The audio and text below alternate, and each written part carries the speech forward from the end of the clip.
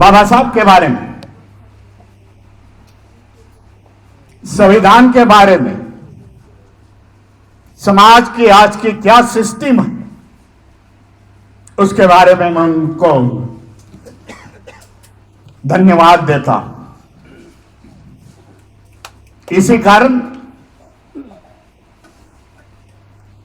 कल मैं हाजीपुर में था, जिसको वैशाली नगर भी बोलते हैं। बामसेब का अधिवेशन था, जिस बामसेब के वो प्रेसिडेंट है, चलाते हैं पूरे दुनिया देश भर में। अधिवेशन शुरू होते ही मैंने सुबह जयराम जी को बोल दिया, भाई 4-5 वक्ता हो जाए तो मेरे को चांस दे दो। आखिर ह्यूमन बीइंग है। मोबाइल तो सब जानते हैं, मोबाइल की बैटरी समय निकल जाता है वैसी नीचे नीचे आती है। 6 घंटे के बाद मेरी भी बैटरी नीचे आ गई। जरा बात रखने की मैं कोशिश करता हूं।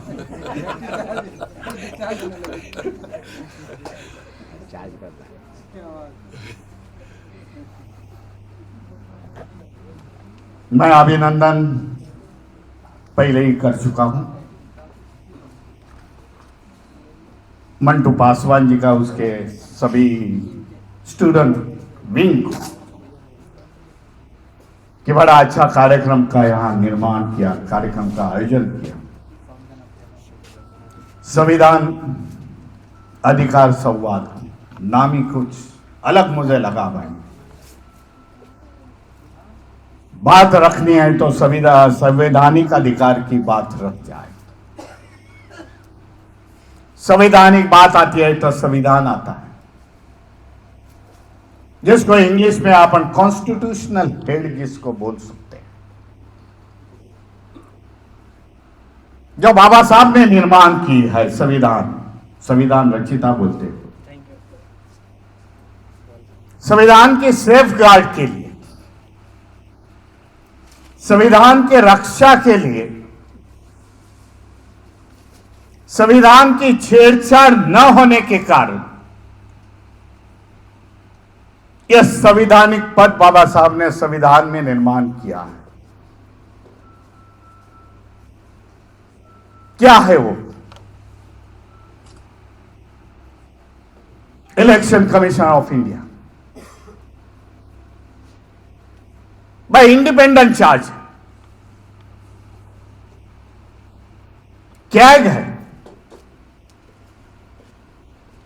कैग का मतलब यह है जो देश में खर्चे हो जाते हैं, जो कई साल पहले, 2 साल के पहले की बात है,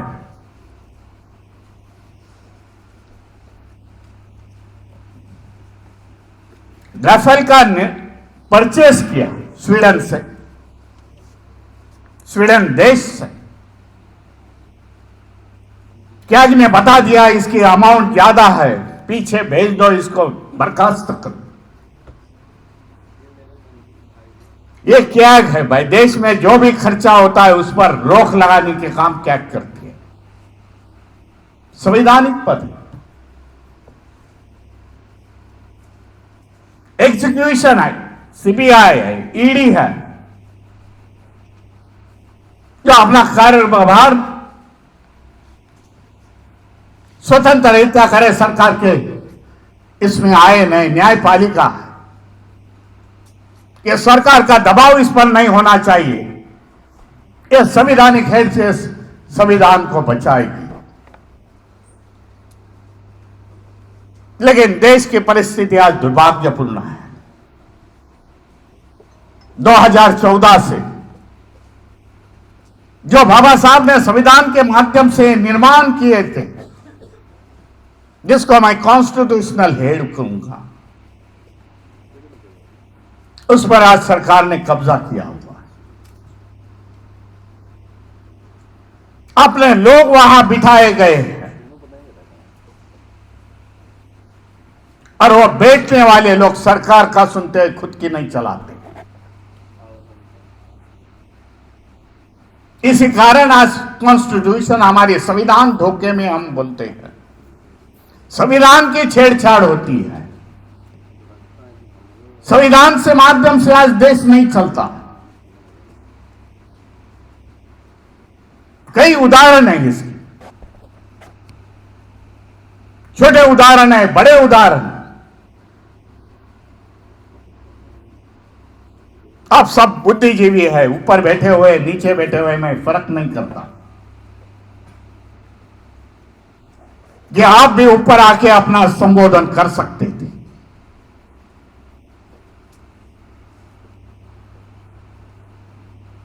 दो साल पहले पार्लियामेंट में बात आ गई,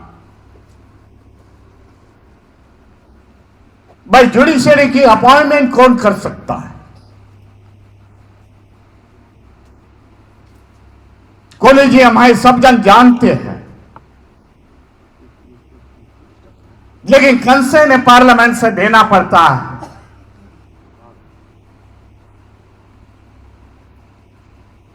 विपक्षी वालों ने ठराव पास किया, बिल मान दिया वहां कि सुप्रीम कोर्ट के चीफ जस्टिस ऑफ इंडिया कोई पत्रकार, बड़ा पत्रकार, सुप्रीम कोर्ट में प्रैक्टिस करने वाला वकील, अच्छा वकील, रिनोटेड वकील,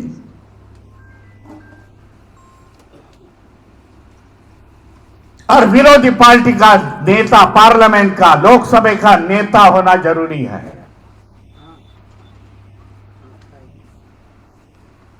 सरकार ने देखा यह धोखे की घंटा हमारे लिए है, फिर से दोबारा बिल फिर से पार्लियामेंट में पेश किया, उसको खारिज कर दिया।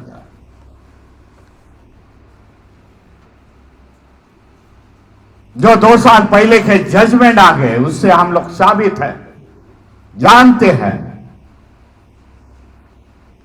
न्याय व्यवस्था में बाहर की कुछ फोर्सेस आ गई, सरकार की फोर्स आ गई, जजमेंट बदल ली।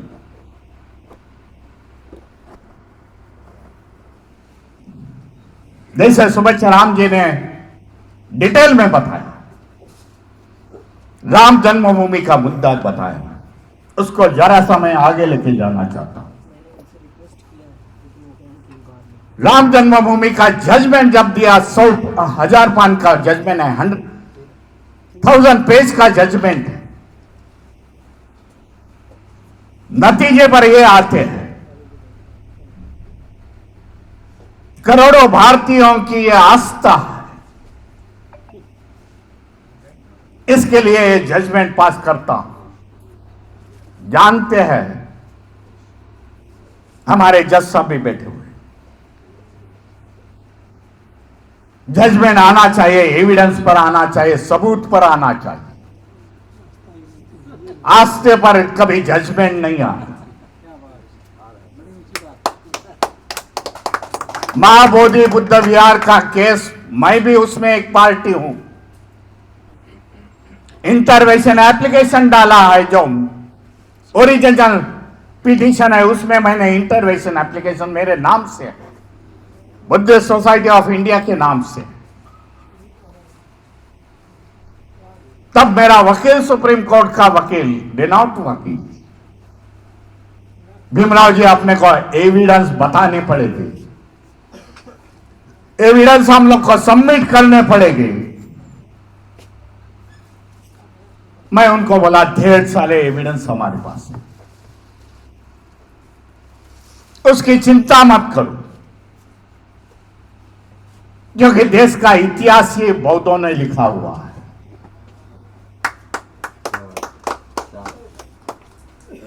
ये भाषण करने के लिए नहीं मैं बोल रहा। जो 5वीं, 6वीं, 7वीं शताब्दी में चाइनीज यात्रा करवाए थे, उन्होंने सब लिख के रखा है। ये कोई बामन बनिया ने लिखा हुआ नहीं है। वो source of information, source of material Bharat के लिए है, मैं समझता हूं। वही इंफॉर्मेशन, वही सब माहिती लेके कनिंघहैम ने सभी बुद्धिस्ट पवित्र स्थानों की अपनी खोज की। कनिंघहैम आ गए, न तो अलेक्जेंडर आ गए कमिश्नर, उन्होंने खोज किया, और महाबोधि बुद्ध विहार, सभी महात्मा गौतम बुद्ध के सभी पवित्र स्थलों की खोज उन्होंने की है।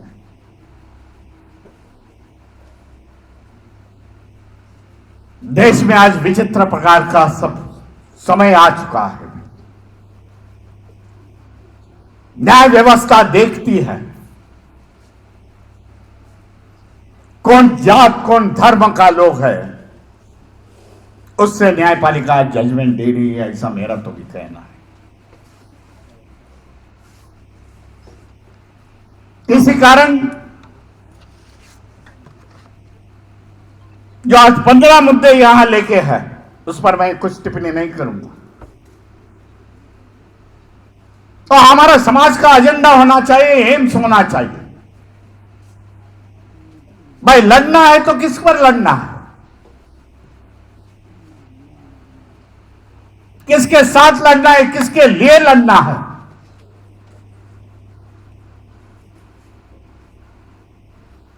आज हम लोग हवे में किसी के साथ लड़ नहीं सकते।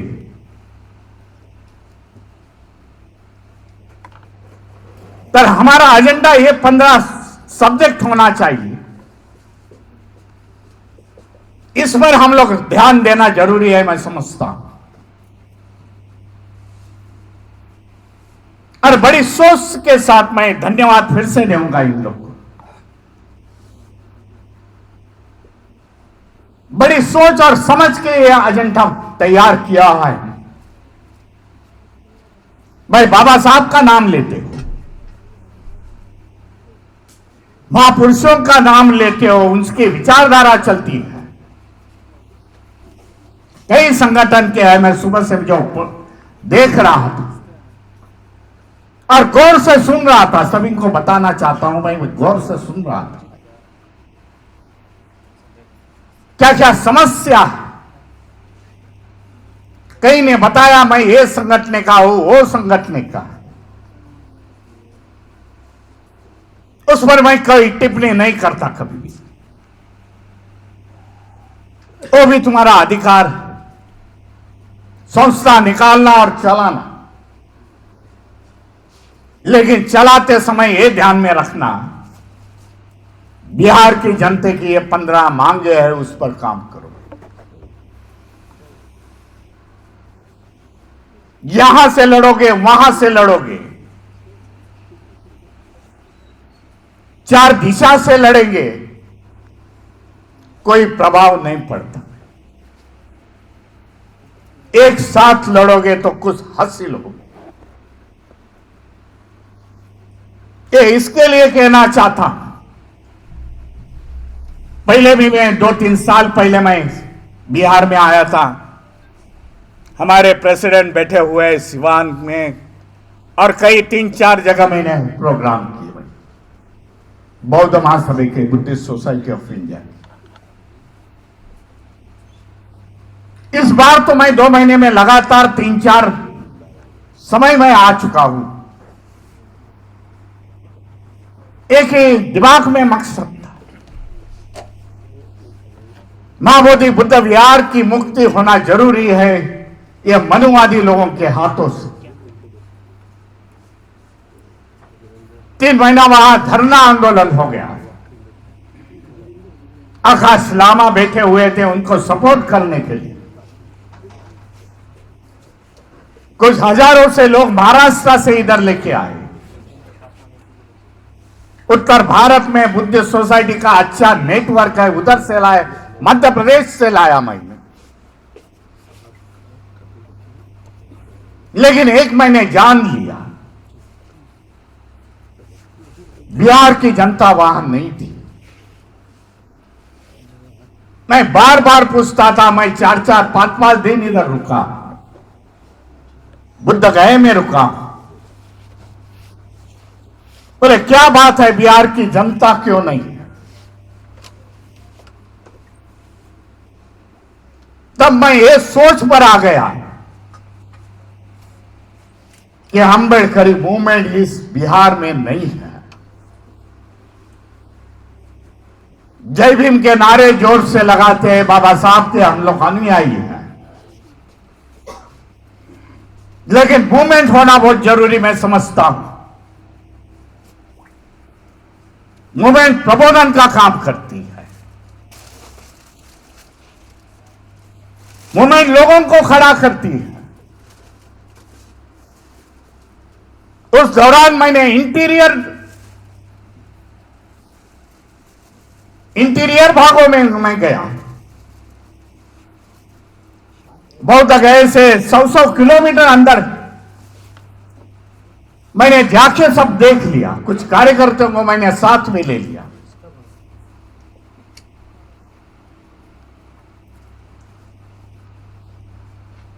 मुझे कुछ अच्छा नहीं लगा वो ग्रामीण बिहार में देखते हुए। काफी हालत बुरी थी। मुझे बुलाया गया वो स्कूल में, मैं था, मेरे साथ 2-3 लोग थे और वियतनामी भंते जी थे। 25 भंते जी वियतनाम के थे। उन्होंने बड़ी लग्जरी गाड़ी की थी, पहचान के थे मेरे। उन्होंने अपने टुटके मुटके इंग्लिश में मैंने बताया कि हम लोग 2 लाख रुपया का चंदा इस स्कूल को देना चाहते हैं। You also participate with us. बोला मुझे भी आमंत्रण है, मैं आता हूं भाई। स्कूल एक पतरे में 3-4 कमरे बने थे, पतरे के टीन के पतरे में। काफी 4 घंटा मैंने उधर बिताया। शाम होने को आई 6 बजे। मैं बोला हम लोग अभी निकलते हैं।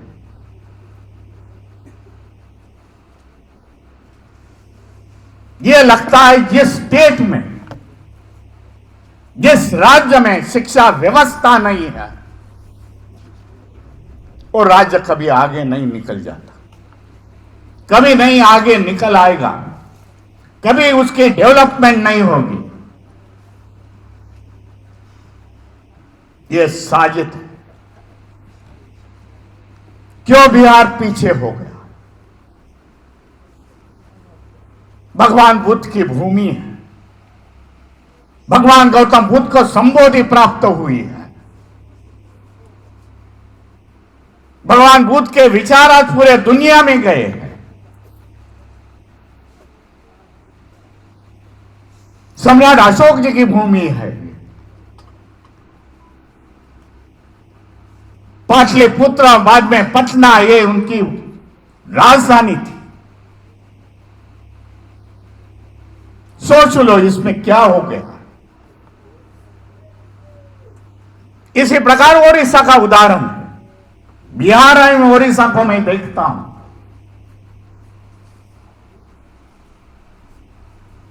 कि यह साजिद है यह स्टेट को पीछे लाने की।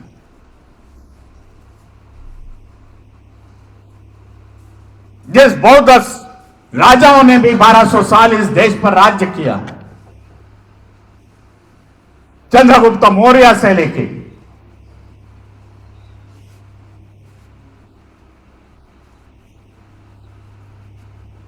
वो समय यह सुवर्ण भूमि थी। भारत एक सुवर्ण भूमि थी,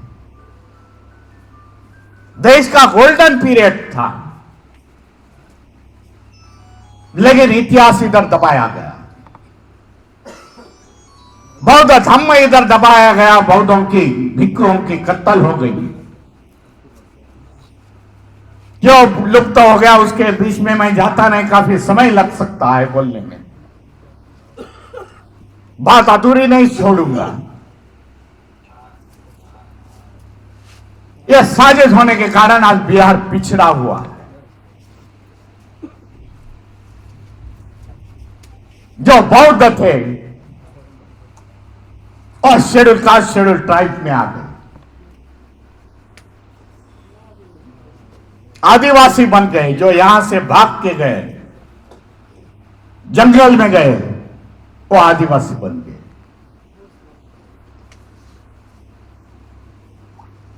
इसीलिए बाबा साहब की मूवमेंट चलानी पड़ी। जीवनी की आखिरी क्रांति बाबा साहब ने बौद्ध धम्म की है। क्रांति के साथ साथ हम लोग उठ गए। शैक्षणिक क्रांति है, सामाजिक क्रांति है बाबा साहब की, राजनीतिक क्रांति है, आखिरी धम्म क्रांति है बाबा साहब ने कर दी। जानते थे ये क्रांति का सर्कल कंप्लीट होगा, यह धम्म क्रांति से कंप्लीट होगा।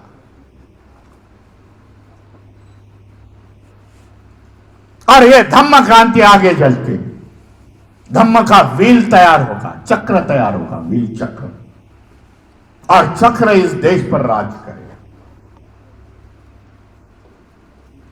यह बाबा साहब की सोच थी।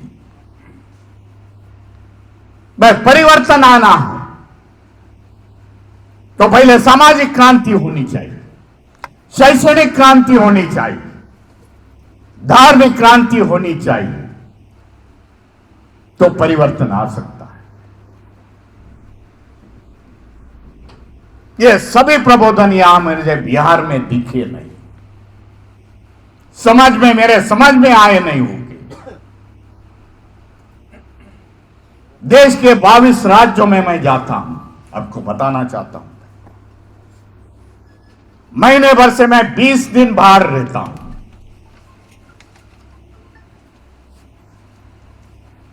तब मैं सोचता हूं बिहार पीछे क्यों?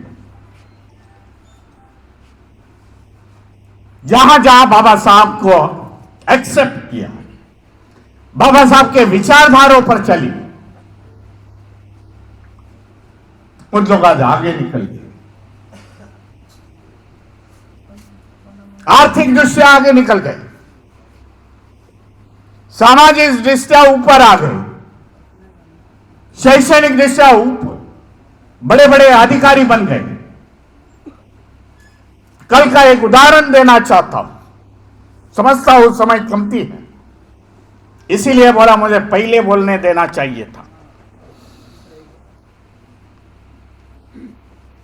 कल की एक छोटी बात है बंबई में जो हुई। एक कर्नाटक का रवि नाम का शख्स है, उससे मैंने कल सॉरी बोल दिया। मैं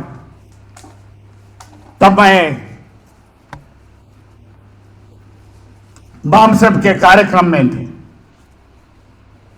उसको बोला सॉरी, आज मैं प्रेजेंट नहीं हूं बंबई में। पिछले 3 साल से ये बंदा, रवि नाम है, सरनेम काफी कर्नाटक का लंबा चौड़ा है, पिछले 3 साल से उसका बर्थडे मनाने के लिए, देखो आर्थिक स्तर कितना है, बर्थडे मनाने के लिए वो बंबई आता है। एक चार्टर प्लेन बनाता है, हायर करता है, 180 की टिकटें निकालता है, 180 आदमी की टिकटें वही प्लेन से निकालता है, सबको बंबई आता है।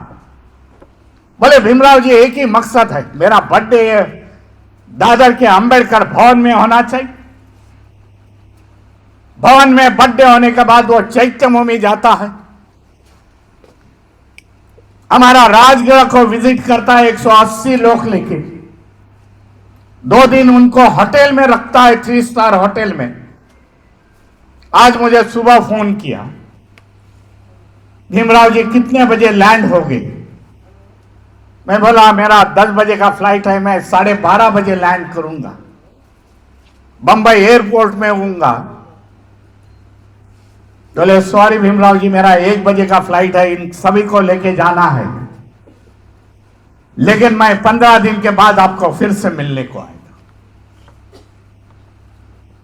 बर्थडे का नहीं, मैं बताना चाहता हूं आर्थिक सोच समाज का कितना बड़ा हो गया। हमारे लोग कहां के कहां निकल गए। बंते जी ने बताया अभी 2 अक्टूबर में अशोका विजयादशमी है। नागपुर के दीक्षा भूमि में लाखों की संख्या में लोग आते, कंपटीशन लगी। मद्रास वालों ने, जिसको चेन्नई बोलते हैं, चेन्नई से, म्हणजे तमिलनाडु की कैपिटल सिटी, वहां से चार्टर प्लेन हायर करके लोग आ गए, हमारे लोग, नागपुर के दीक्षा भूमि में। ये बात जब कर्नाटकों के समझ में आ गई, पिछले साल बोले उन लोग ने 1 लाए, हम लोग 2 प्लेन लेके आए। जानकारी मुझे मिलती है क्योंकि उनका स्वागत करने के लिए, वो मेरा स्वागत करने के लिए मैं ही हाजिर रहता हूं।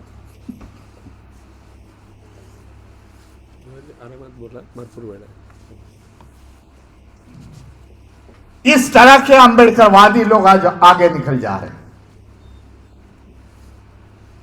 आज इस धरती में मैं खड़ा हूं इसके लिए। मैं नहीं चाहता कि बाबा साहब के अनुयायी, शेड्यूल कास्ट और शेड्यूल ट्राइब के अनुयायी, समाज के लोग, ओबीसी समाज के लोग अंधविश्वास और पाखंडवाद से बाहर आके साइंटिफिक मार्ग से चले, वैज्ञानिक मार्ग से चले। बाबा साहब ने यह प्रावधान बौद्ध धर्म के माध्यम से दिया हुआ। बाबा साहब ने यह प्रावधान संविधान के माध्यम से दिया हुआ है। संविधान कलम 50 जरा कंफ्यूज है, 50 के और 51 में संविधान में बाबा साहब लिखते हैं कि आने वाले समय में देश की जो प्रोग्रेस है, देश कैसा चलना चाहिए, ये साइंटिफिक मेथड से, साइंटिफिक रास्ते से चलना चाहिए। लेकिन दुर्भाग्यपूर्ण बात है, फिर से जो जिसकी मैंने अभी बात की, राफेल विमान आ गए स्वीडन से, पहले कुछ 3, 4, 5 विमान आ गए। देश का डिफेंस मिनिस्टर ने उसे नींबू और कुछ मिर्ची उसके टायर के नीचे लगा दी। यह मानसिकता है देश की। देश कैसा आगे निकल जाएगा, देश जाए और न जाए, लेकिन बाबा साहब की जनता आगे निकल जानी चाहिए, ये मेरी सोच है।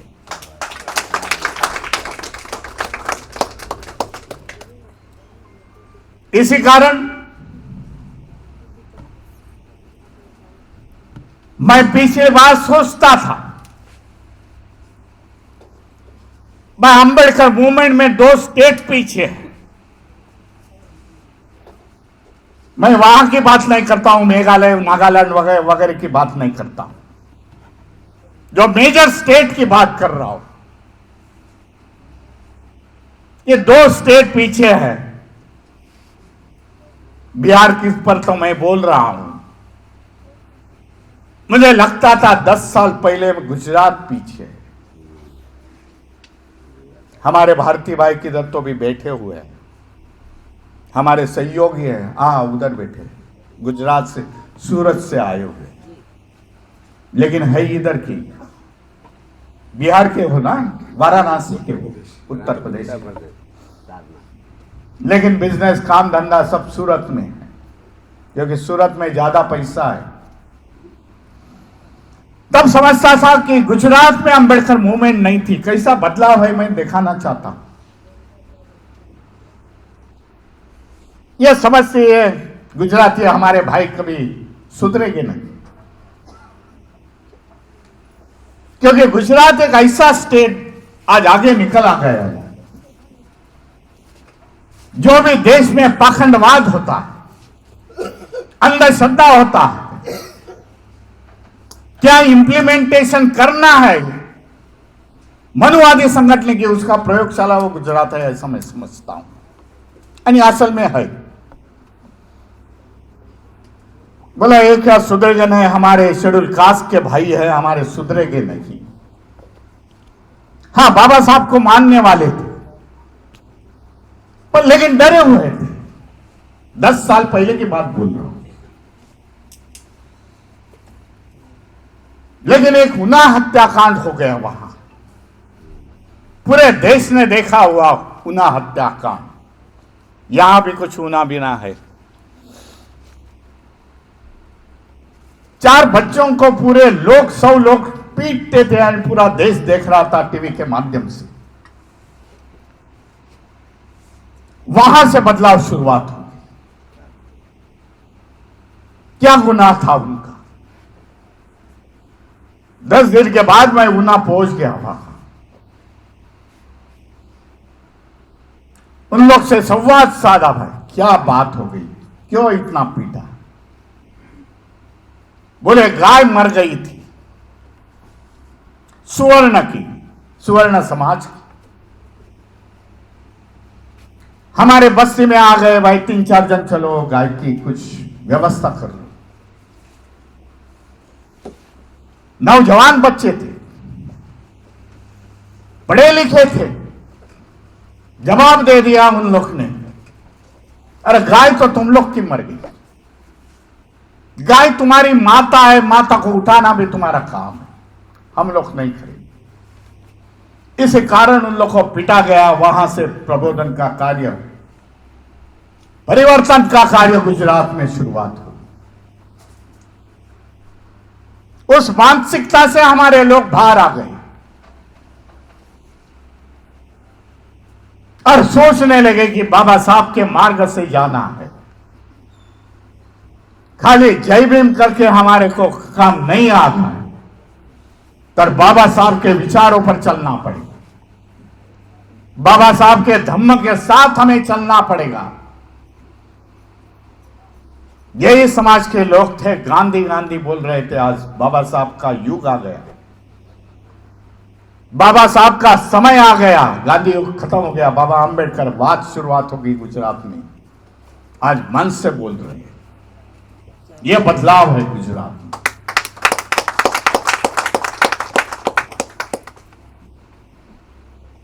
चौदह अप्रैल में मैं अहमदाबाद में था। थोड़ा समय 5 मिनट लेता हूं। रात को 2 बजे तक मैं महू में था, मध्य प्रदेश, बाबा साहब की जन्मस्थली में था। 2 बजे तक बाबा साहब को 12 बजे माल्यार्पण अर्पण करके मैंने मेरा संबोधन वहां किया। हजारों से लोग वहां भी आते हैं। मनुवादियों का कब्जा है। जो जो हमारी स्थले है, पवित्र स्थले है, वहां मनुवादी घुस गए। इसके लिए मुझे बार बार वहां जाना पड़ता है 14 अप्रैल के समय। और सुबह मैं 10 बजे अहमदाबाद में था। इंदौर का सुबह का 6 बजे का फ्लाइट से मैं अहमदाबाद निकल गया। देखो स्वाभिमान क्या चीज होती है।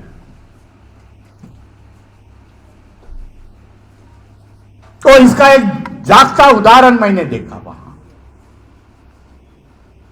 आर्थिक सुबत्ता कितनी है मैंने गुजरात में वहां देखी।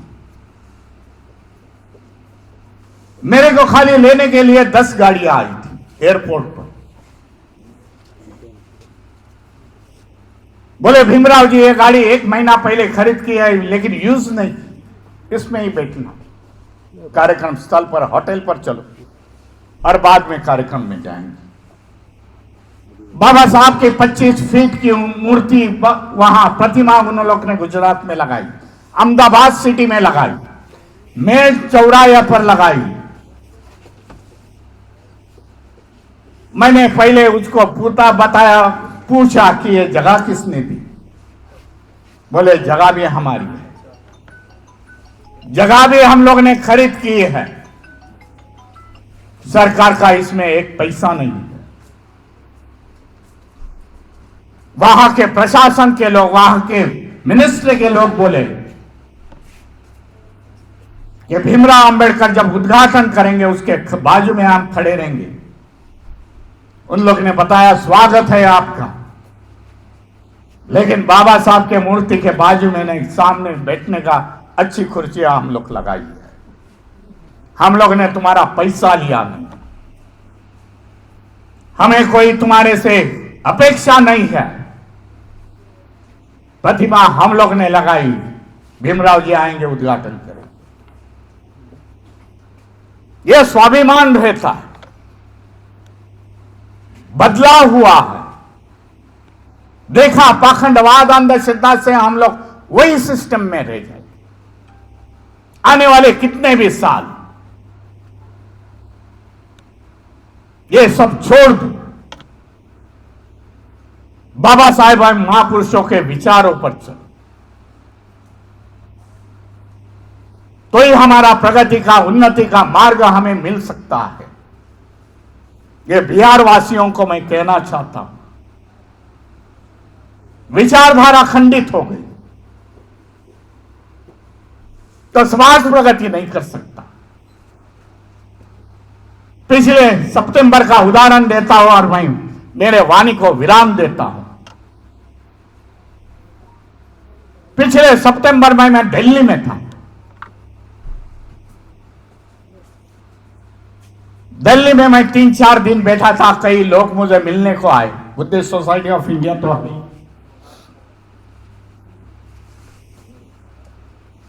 तब मेरे पास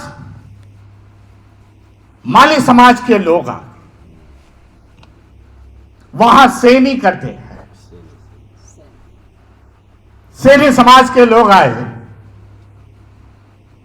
और राजकुमार सैनी 3-4 बार मेंबर ऑफ पार्लियामेंट था, वो हमारा सहयोगी है। साथ साथ बुद्धिस्ट सोसाइटी के कि भाई मंच पर आता, बोले भीमराव जी एक दिन जाना कैंसिल कर दो, दूसरे दिन निकल जाओ। बोला क्या बात है? नहीं, हम लोग बड़ा कार्यक्रम करेंगे, महात्मा ज्योतिबा फुले का कार्यक्रम करेंगे, गौर से सुन लो। बोला महात्मा ज्योतिबा फुले का मैं आता हूं। उस मंगलपुरी नाम का इलाका है दिल्ली में, वहां सैनी भवन है, काफी बड़ा लंबा चौड़ा बांधा हुआ है। ये व्यापारी लोग हैं सैनी समाज के, महात्मा ज्योतिबा फुले से बिलोंग करते हैं, माली समाज के। उन्होंने बताया मुझे कि महात्मा ज्योतिबा फुले के संस्था को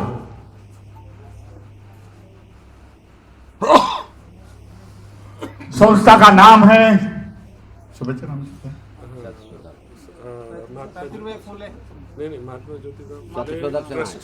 संशोधक समाज का, सत्यशोधक समाज का।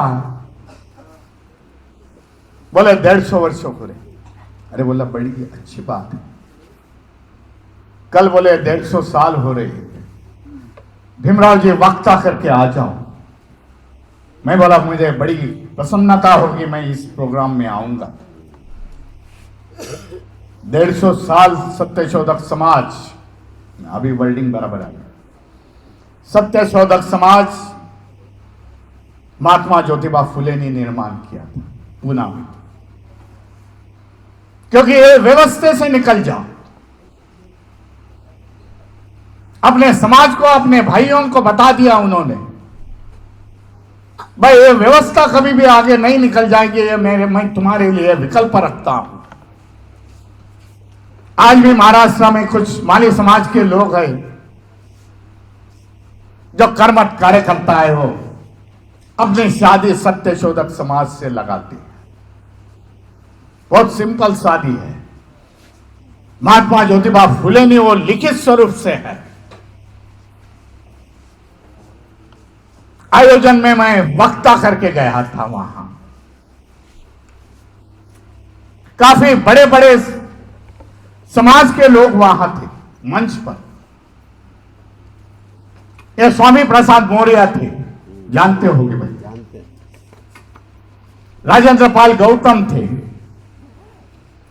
एक जन दो जन कुछ इंडस्ट्रियलिस्ट थे, बड़े करोड़ोंपति के इंडस्ट्रियलिस्ट थे। यह सैनी थे भाई, राजकुमार सैनी थे। जब मेरी बारी आई, बोलो आज जैसा मैं इंतजार कर रहा था काफी समय से, मैं उनको भी बोला मेरी भी बारी आने दो, मेरा समय कब आएगा? बोले भीमराव जी आखिरी में आएगा। क्या बात है समझ में नहीं आती है, आखिरी में आएगा। बोलो ठीक है आखिरी में, तो आखिरी में। बाबा साहब के गुरु है महात्मा ज्योतिबा फुले। बाबा साहब को प्रेरणा ज्योतिबा फुले से मिली। ज्योतिबा फुले का काम बाबा साहब ने संविधान के माध्यम से कर दिया। सत्य शोधक भगवान गौतम बुद्ध का धम्म देके कर दिया। बोलो आखिरी में, तो आखिरी में बात करता हूं। मैंने बात रखी वहां, भाई कुछ वक्तों ने, मेरे आगे के वक्तों ने, मैं महात्मा ज्योतिबा फुले के बारे में बताया। महाराष्ट्र में उतना हुआ नहीं। बाबा साहब के साथ साथ ज्योतिबा फुले भी चलने चाहिए थे। मैं बोला मेरे उद्बोधक भाषण में, जानकारी कमती है, जानकारी ले लो। बाबा साहब के अनुयायी नहीं, बाबा साहब के लोगों ने, बाबा साहब का महापरिनिर्वाण होने के बाद बाबा साहब अंबेडकर की विचारधारा चलाई। महात्मा ज्योतिबा फुले की विचारधारा चलाई। साहू महाराज की विचारधारा चलाई, शिवाजी महाराज चलाए।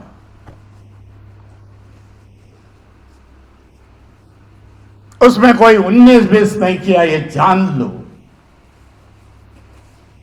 महात्मा ज्योतिबा फुले की विचारधारा खंडित हो चुकी थी। समाज के लोगों ने वो विचारधारा चलाई ही नहीं। महात्मा ज्योतिबा फुले जाने के बाद डरते थे हम लोग माली है करके। बाबा साहब के अनुयायी ने चारों विचारधारा महाराष्ट्र में चलाई, देश में चलाई। यूपी का उदाहरण है, मैंने उनको बताया। बहन जी ने महात्मा ज्योतिबा फुले की प्रतिमा लगाई है लखनऊ। वो विचारधारा चलाई। इसके लिए ये महाराष्ट्र के लोगों को कोसो मत। तुम लोग कमती हो, बोलो तुम महापुरुषों की विचारधारा नहीं लेके चले। 150 साल होने के बावजूद सत्य शोधक समाज देश के कोने में गया नहीं।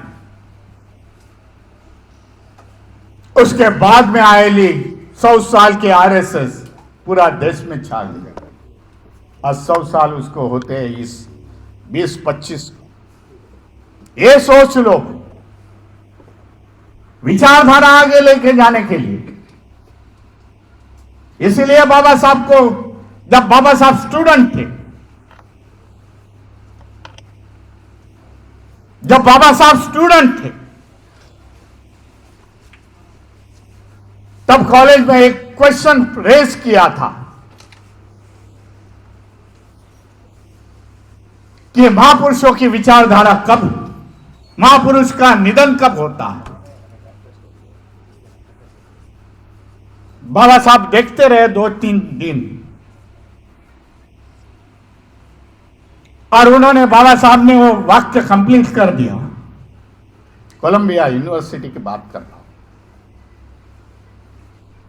तब बाबा साहब ने लिखा उसमें, महापुरुषों की विचारधारा आगे लेके जाने वाले कोई नहीं रहते, तब महापुरुषों की डेथ है।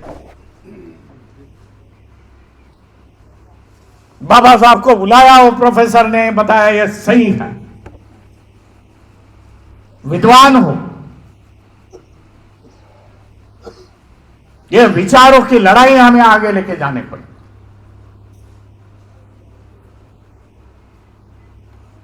इसके लिए हमें तैयार रहना जरूरी है। कार्ल मार्क्स का उदाहरण देता हूं, रुकता हूं क्योंकि मुझे अभी भागना पड़ेगा पूरा एयरपोर्ट पर। Karl Marx, Baba Saheb, Buddhism, ये पढ़े होंगे, उसके बारे में मैं टिप्पणी नहीं करना चाहता, आधा घंटा फिर से निकल जाएगा। कार्ल मार्क्स की जब डेथ हो गई, गुजर चुकी, जानते हैं उन्होंने कम्युनिज्म की theory, labour theory, Karl Marx ने बताई, पूरे दुनिया को दिखाई, पूरे दुनिया को अपने विद्वान से कार्ल मार्क्स ने वो दिखाया। बाद में बाबा साहब ने सब निस्तरक कर दिया, वाइप आउट कर दिया। कार्ल मार्क्स की थ्योरी क्या है? भगवान बुद्ध की थ्योरी सुन लो, भगवान बुद्ध की विचारधारा सुन लो।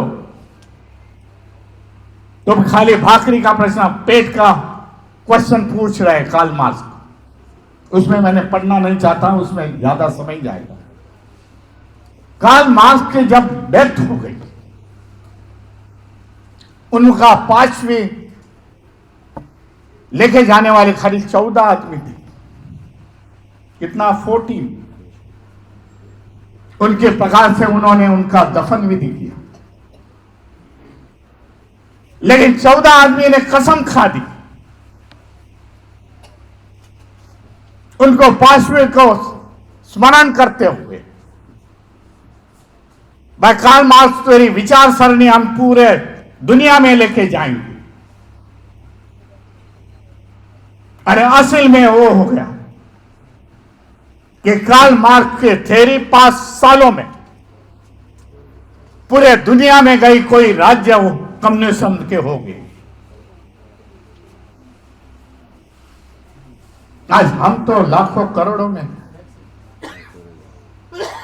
हम लोग क्यों नहीं ये विचारधारा, अपने महापुरुषों की विचारधारा लोगों तक पहुंचा सकते? कुछ कमियां है, मैं समझता हूं। कमियां दूर करने का प्रयास ये बिहार में हो सकता है। हमारे पिछड़े हुए रहने वाले भाइयों को हाथ देने की जरूरत है। यही बात मैंने कल बाम से में रखी। भाई तुम्हारी रिस्पॉन्सिबिलिटी है, आज सब अधिकारी वर्ग यहां बैठे हुए हैं, तुम्हारा उत्तरदायित्व है। बाबा साहब ने एक समाज के लिए काम नहीं किया, पूरे शेड्यूल कास्ट, शेड्यूल ट्राइब के लिए काम किया, बाद में देश के लिए काम किया। जिसकी विचारधारा चलती है वही जीवित रहता है। हमें बाबा साहब, भगवान गौतम बुद्ध, महापुरुषों की विचारधारा जीवित रखनी है। यह स्मरण होता है तो मैं समझता हूं आज का संवैधानिक अधिकार का संवाद सक्सेसफुल हो गया। मैं आप सभी को धन्यवाद देता हूं, सबसे ज्यादा आपको धन्यवाद देता हूं कि करीब करीब 12 बजे से आज 8 बजे तक आप बैठ गए। तुम लोग को सल्यूट है मेरा। नमो बुद्धाय, जय भीम, जय संविधान।